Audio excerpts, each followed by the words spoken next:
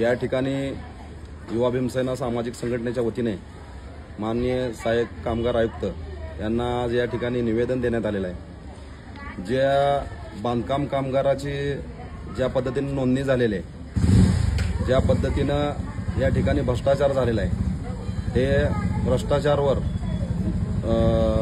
लक्ष देऊन कारवाई करण्याबाबत या ठिकाणी आम्ही निवेदन दिलेलं आहे। आज दुबईसारख्या ठिकाणी काही लोक आहेत आणि त्या ठिकाणी बांधकाम कामगार म्हणून त्यांची नोंद आहे। मोठमोठे बिझनेसमॅन आहेत, त्यांची सुद्धा या ठिकाणी कामगार म्हणून नोंद आहे। म्हणजे मला असा प्रश्न पडतोय की बांधकाम कामगार योजना ही नेमकी ज्यानं हातात थापी घेतंय, एक खऱ्या अर्थाने असं घाम गाळून काम करतंय, ज्यानं खोऱ्या घेऊन माल कालवतोय, तो खरा कामगार आहे। परंतु या ठिकाणी या कार्यालयात कुठल्याही पद्धतीची चौकशी झाली नाही। फक्त आलं, काय घेतलं, त्याला दिलं बांधकाम काम। आमच्या निदर्शनात आमच्या संघटनेकडे अशा बऱ्याच तक्रार येते की या ठिकाणी एजंटगिरीच्या माध्यमातून ज्या पद्धतीनं लोकांकडनं 1500 रुपये घ्यायचं, तुझं एजंट, तुझं बांधकाम कामगार म्हणून नोंद करायची, तुला काहीतरी योजना तयार म्हणजे मिळवून द्यायचं, हे काय नेमका काय प्रकार चालू आहे?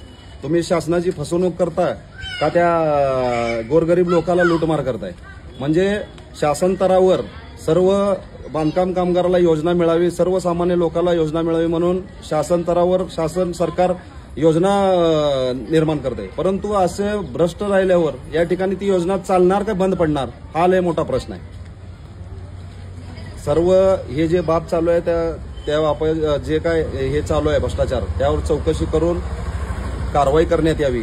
आणि आमची दुसरी मागणी आहे, या ठिकाणी सुरक्षा रक्षक म्हणून या कार्यालयात जे सुरक्षा रक्षकची भरती आहे, या ठिकाणी काही एजंटच्या मार्फत या कार्यालयात संगनमत करून त्या लोकांची हातमिळणी करून काहीतरी पैसे घेऊन त्यांना जिथं तिथं त्या ठिकाणी नोकरी देण्यात आलेली आहे।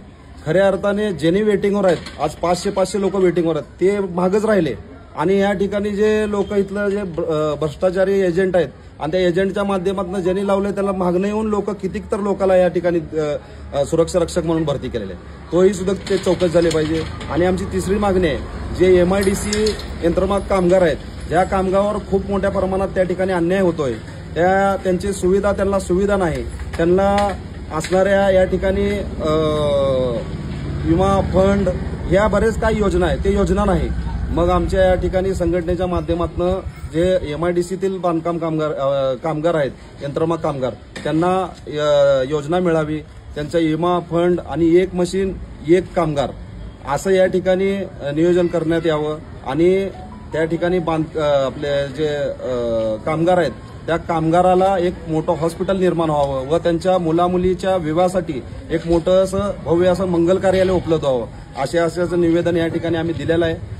तर येणाऱ्या म्हणजेच एक 15 दिवसात या ठिकाणी आमच्या निवेदनाचा विचार जर झाला नाही, या ठिकाणी हे चाललेलं भ्रष्टाचार आहे, या भ्रष्टाचाराच्या विरोधात या कार्यालयाच्या समोर आम्ही युवा भीमसेना सामाजिक संघटनेच्या वतीनं एक उग्र पद्धतीचं आंदोलन या ठिकाणी करणार आहे।